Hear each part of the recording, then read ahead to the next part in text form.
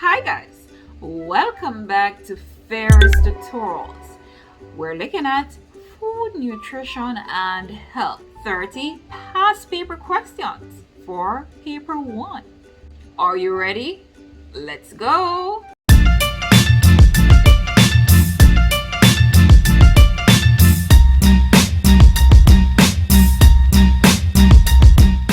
CSEC past paper questions, right? We're looking at the subject food, nutrition, and health. We're kicking things off with part 1 with 30 multiple choice questions. Now let's get started. Number 1. Which of the following is not a form of malnutrition? Let's read our question carefully, guys. Which of the following is not a form of malnutrition? A. Obesity. B. Diarrhea. C. Marasmus. And D. Kwashiorkor. Now, before we even go into the correct response for this question, we have to know what malnutrition is, right? So please remember that malnutrition may refer to the incorrect amount of nutrients supplied by the body. So when we speak of incorrect amount, it may be too much nutrients or it may be too little. So malnutrition, it may be too much, so it may be overnutrition, the person may be overnourished, and then if someone is overnourished, they're obese, right? Or it may be undernourished. All right, now let us look at these options. So A, obesity, can't be obesity, right? Because remember, in malnutrition, the person can also be overnourished, so we couldn't have obesity. B, diarrhea. C, marasmus, which is a condition that happens to children when they don't take as much protein in the diet. Likewise with kwashiorkor, right? So the ideal responses there would be what? Tell me. All right, if your answer is B, if your answer was B, you are correct. All right, so that's diarrhea. Next question. Which of the following groups of health disorders are classified as deficiency diseases? Which of the following groups of health disorders are classified as deficiency diseases? Now, what are deficiency diseases? Now, deficiency diseases, guys, are those illnesses that person may get because they may be lacking a particular nutrient in their diet, especially a vitamin or a mineral. Good. Now let us look at these options. So we have bulimia there, we have rickets, sore eyes, and jaundice. B, pellagra, beriberi, eczema, arthritis. C, protein energy imbalance, or we could say even protein energy malnutrition, which is PEM. So PEM, if you're used to PEM instead of PEI, which is here, it's the same thing. Protein energy imbalance. Good. Night blindness, which is caused by a lack of vitamin A, or we may say retinol. Anemia, which is associated with inadequate intake of iron, and also rickets, that is associated with inadequate intake of vitamin D, phosphorus, and calcium too may be linked. Now the final option says what? High blood pressure, scurvy, scabies, and also color blindness. Now, which is your response? If your answer is C, you are correct, right? So the answer is protein energy imbalance. So the person may even have what? Kwashiorkor or marasmus, or a combination of two, marasmic kwashiorkor, right? Night blindness, which is associated with vitamin A, or we may say retinol. And night blindness is a condition where the retina ceases to make visual purple, right? A substance called visual purple. Therefore, when it's nighttime or in dim light, the persons cannot see well. And eventually, it can also lead to total blindness. Good. There's also anemia, which is associated with the inadequate intake of the mineral iron. And of course, we also spoke of rickets, which is associated with vitamins such as vitamin D, minerals such as calcium and phosphorus, right? So C would be the most ideal response for that question. Good. Now let's continue. Steamed, stewed, and poached foods are most suitable for the elderly because in this age group, A, physical activity declines. Yes, that is true. B, basal metabolism is lower. That is also true. C, digestive problems may be present, which is true too. And D, the energy intake should be reduced, which is also correct. So guess what now? With this question, we have to choose the best particular nutrient that may cause an illness. Good?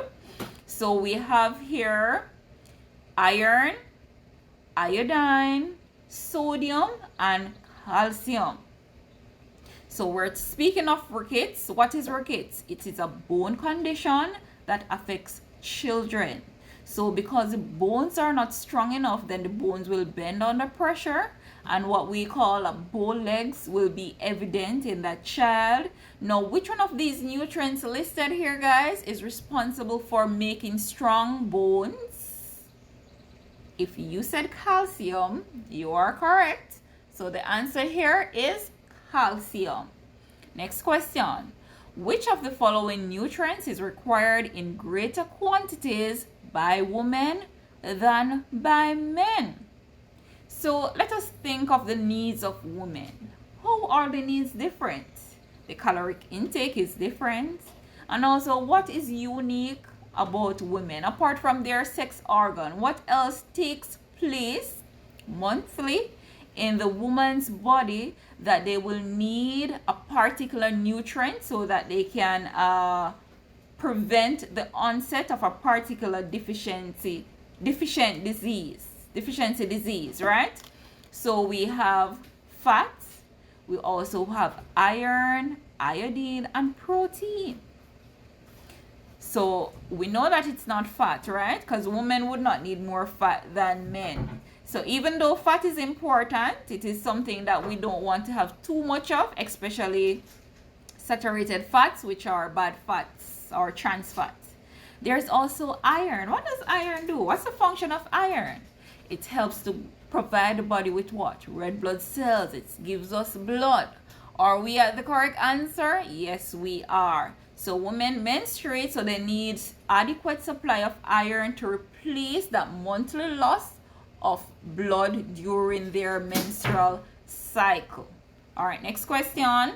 Which of the following nutrients, when lacking in the diet, results in anemia?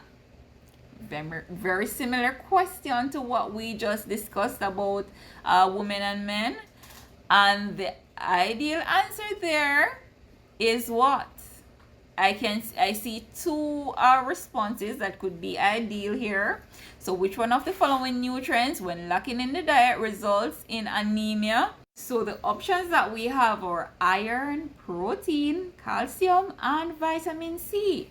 And you may be saying to yourself, I see two options there that could be the answer, right? All right, so you may be thinking of vitamin C because you're saying in order for iron to be absorbed into our bloodstreams or into our bodies, vitamin C must be present, which is correct. But guess what? If iron wasn't in that option, then we could have vitamin C. But I'm going to tell you to go for iron because there are iron from the heme source, which are from the animal source, which doesn't necessarily need vitamin C for it to be readily absorbed into the bloodstream, right?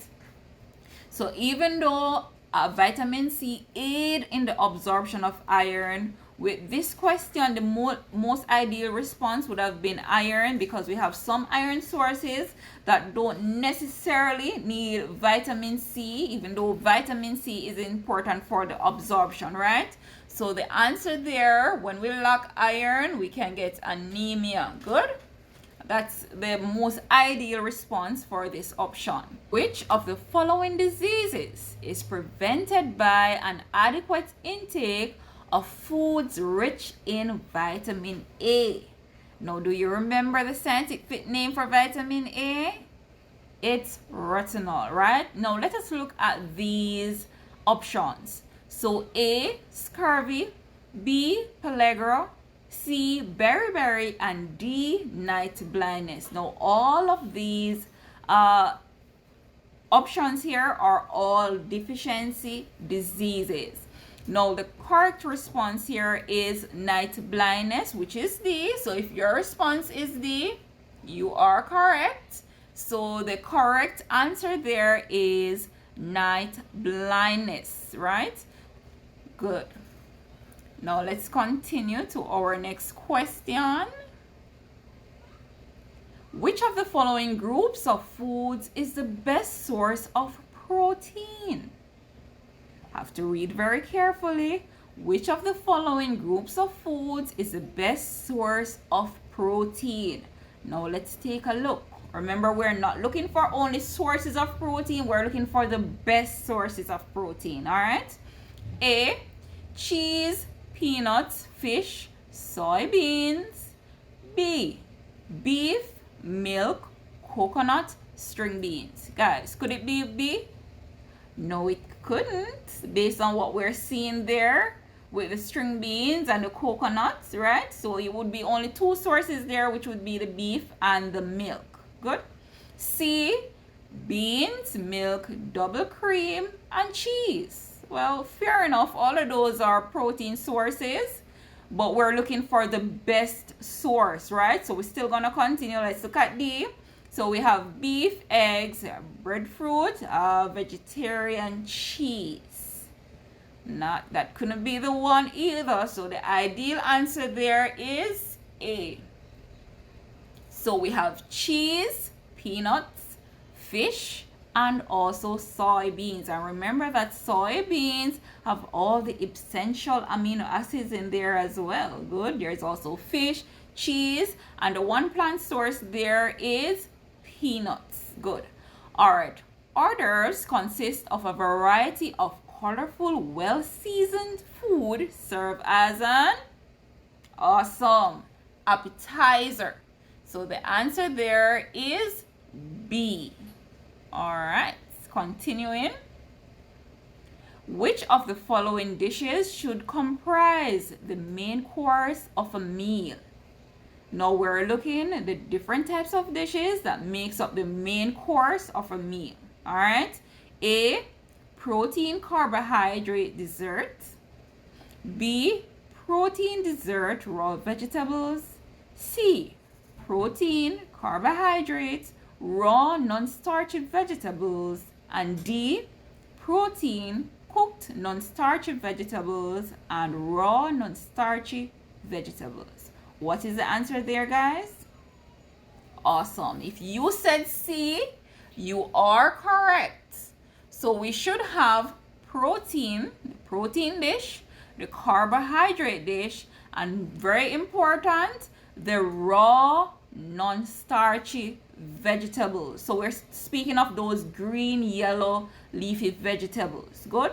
So you notice that it is not cooked starchy, so we couldn't have fried chicken, we couldn't have garden rice and potato salad. That's a no-no, right? Because the potato salad would have been a starchy vegetable. Good. So we're looking at most ideal protein, carbohydrate, and raw non-starchy vegetables. Good. Now, next question. Which of the following instructions are for the care and use of a blender is incorrect? Have to look out for those key terms when we're doing our questions. So we're looking for which care is incorrect. A. Rinse the goblet after use. So just to put it in simpler terms, the goblet is the jug part, the container part in which we blend our stuff in, right? Run the motor for short periods. C. Immerse the motor unit in warm water to wash. And D. Wash the goblet with warm water and detergent. Your answer there for the incorrect use for the care of the blender is C, which says that we're supposed to immerse the motor unit into warm water, because if we immerse that into water, what will happen? It will start working, because all sort of electrical wires and things would be damaged there. All right, and very, very important that we note the key terms when we're answering the questions. Good. Next question. During convalescence, the body has a decreased need for. Who are convalescents? Persons who are recovering from an illness, injury, or operation. So these persons may be what? Maybe lying down, recuperating, relaxing. So let us look at the different needs. So option A, protein. What is the function of protein? To build and repair body tissues. Vitamins and minerals also help to heal wounds. Good. And D, carbohydrates, which main function is to provide the body with energy. So if these persons are lying down and not really moving as per se, moving as actively because they may be ill, probably a broken bone, a surgery, you're not very active, therefore there will be a decreased need. Not that we're going to cut it out of the diet entirely, but there's a decreased need, meaning that they don't need that as much. They don't need as much energy giving food because they're not doing much physical activities. Good. So we decrease. All right. So the answer there is D.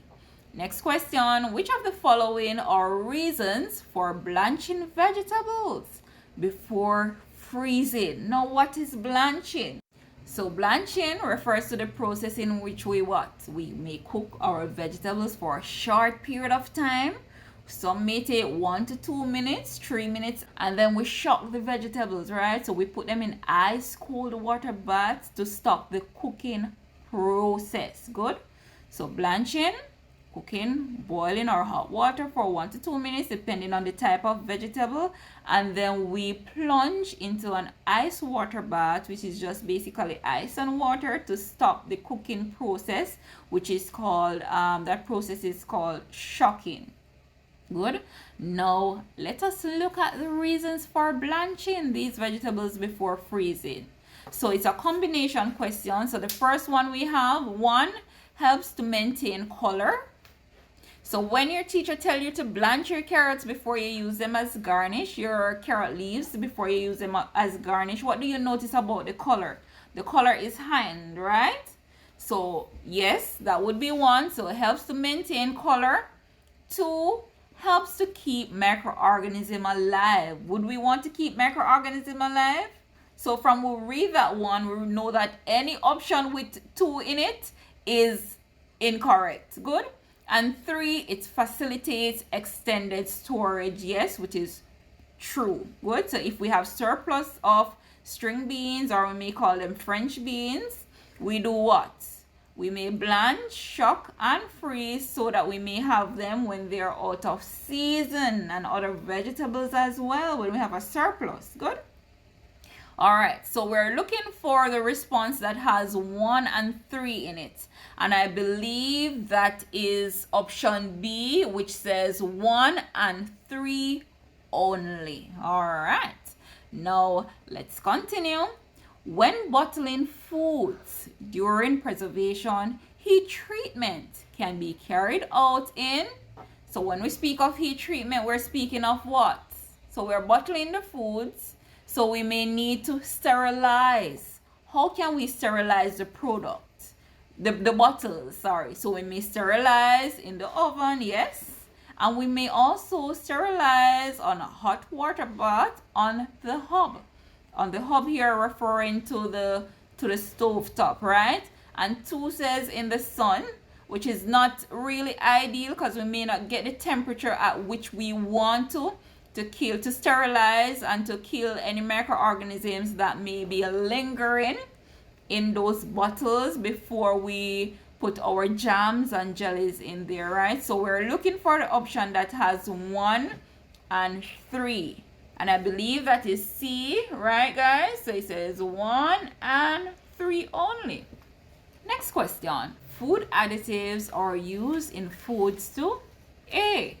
Improve or enhance the flavor, color, and texture of food. B. Disguise the microbial properties and keeping quality of food. C. Improve the microbial properties and keeping quality of food. And D.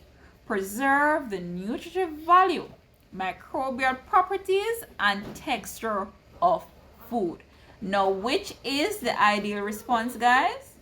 Now, if your response is A, you're indeed correct, right? So additives are used in foods to improve or enhance the flavor and color and texture of food, right? Now you may find out that some of the options were going correctly, and then when you read it through, you realize that the ending is completely off, right? Good. So the answer here is A, which is improve or enhance the flavor, color, and texture of food. Good. Next question. Which feature on appliances indicates the length of time for which frozen food may be stored? Good. So let's go again. Which feature on appliances indicates the length of time for which frozen foods may be stored? A. Fan. B. Griddle. C. Star rating. And D. Pilot light. Which is the correct answer, guys? If your answer is C, which is a star rating, you are correct, right? So we would find a convectional fan in the oven. The griddle has to do with the stove as well as the pilot light. Now, star rating refers to how energy efficient the refrigerator is. Which of the following is not a function of a blender? A. Chopping nuts. B. Pureeing vegetables. C. Beating batters. Or D. Chopping vegetables. What's the answer, guys? The ideal answer here is what? Beating batters. Good job. All right, next question. Which of the following is the correct procedure for treating a minor burn? A. Applying butter.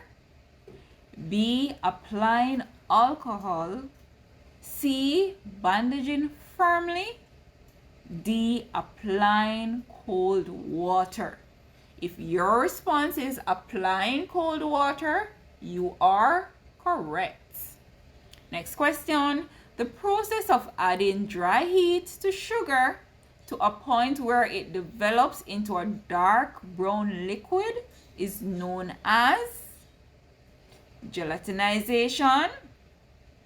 Couldn't be right, because gelatinization refers to where what?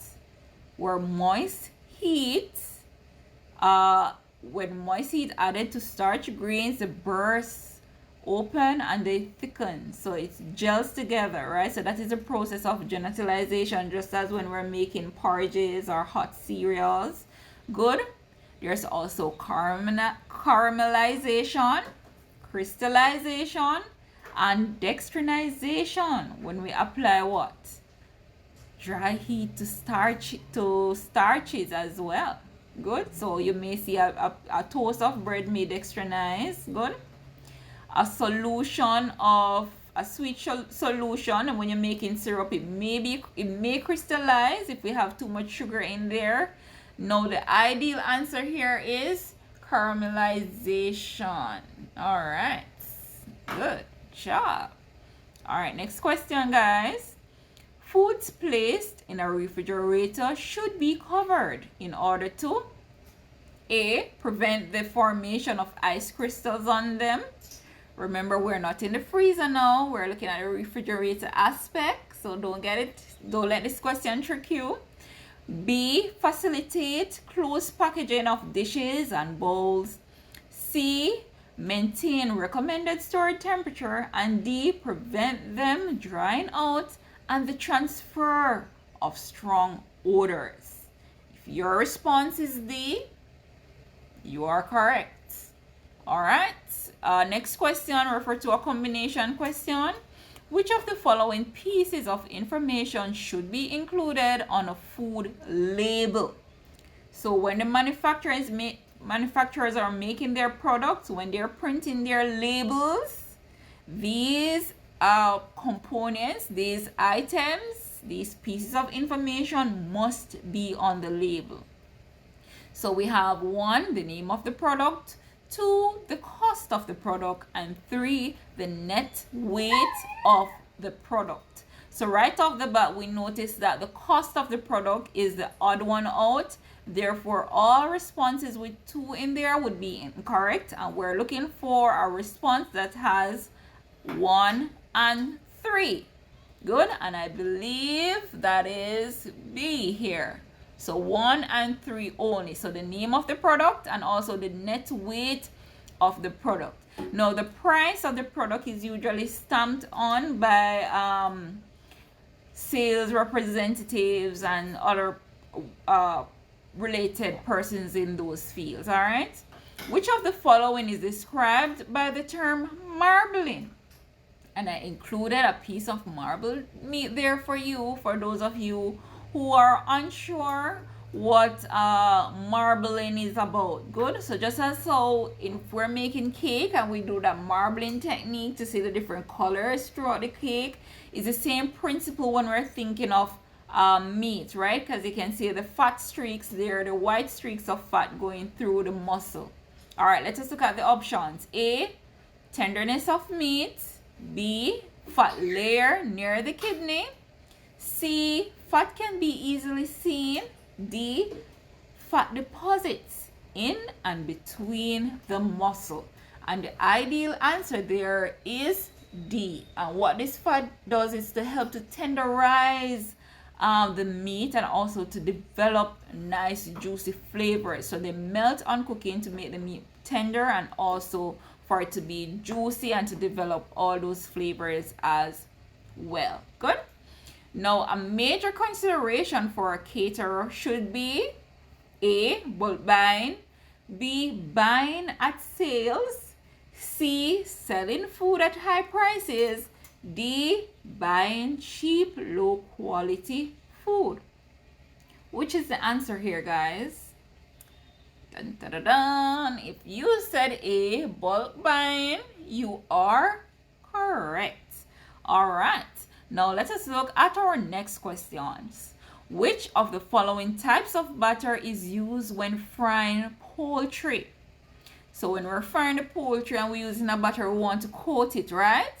So therefore, it couldn't be thin butter. It couldn't be a fritter butter, for example, with saltfish fritters or with Stamp and Go or with corn fritters. It couldn't be a binding butter. In the case of, say, you're making like fish cakes, the ideal answer here, guys, is B, which is coating.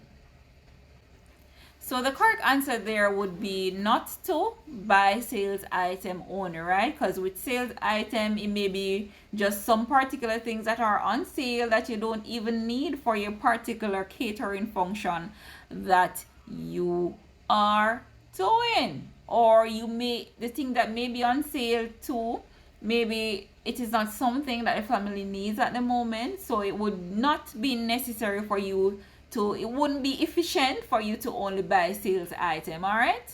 Next question. Croutons are thick sauces used to bind ingredients. B. Bunches of herbs added to soups and stews. C.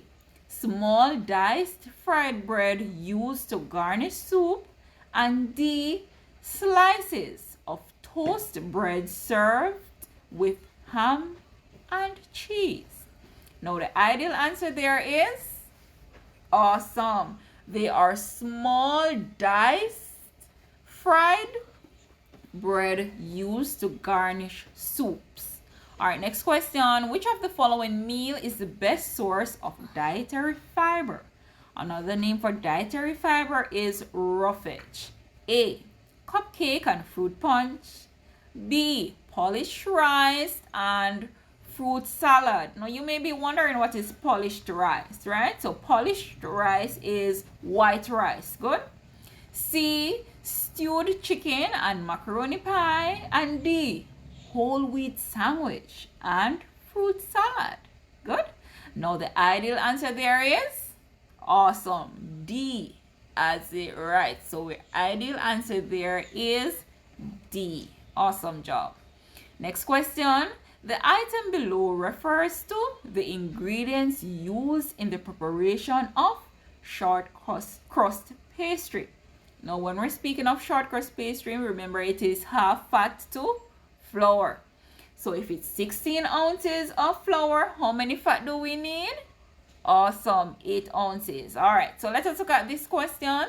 So we have the option cold water, margarine, shortening, and flour, all of which are used in the preparation of short crust pastry, right?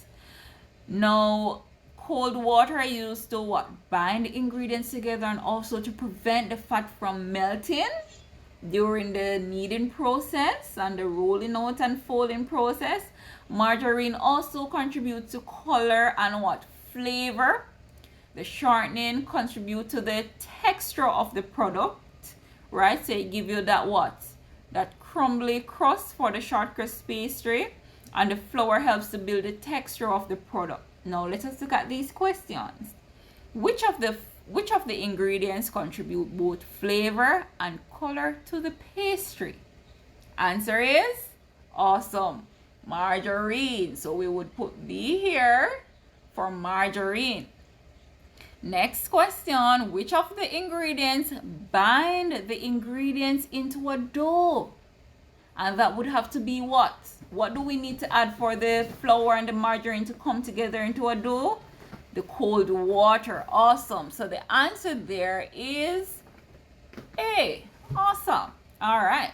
Let us move on to our next question. And this is our final question, guys. And let's take a look of it.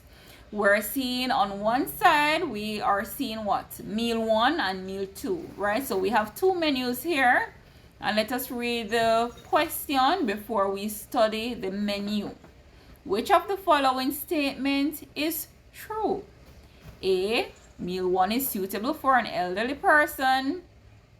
B.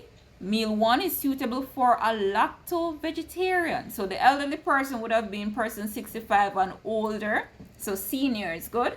Lacto-vegetarians are those persons who consume dairy products with vegetables. Meal 2 is suitable for a diabetic, a person who has what? Their blood sugar is high. The levels of the sugar found in their blood is high. Good, therefore the persons may have to take medication or insulin. Good. And stay away from sweet stuff and starchy foods. And D, meal 2 is suited for a obese girl. So someone who is overweight. All right. Now let us look at what meal 1 is. So we have steamed fish, creamed yam, tomato slices, stewed fruit with chocolate sauce, and orange juice. Whereas meal 2 has fried fish, peas and rice, tomato slices, jam tart, and also lemonade. So which of the following statements is true? So two options have to do with meal 1. Let us look what they say. So A says that meal 1 is suitable for an elderly person.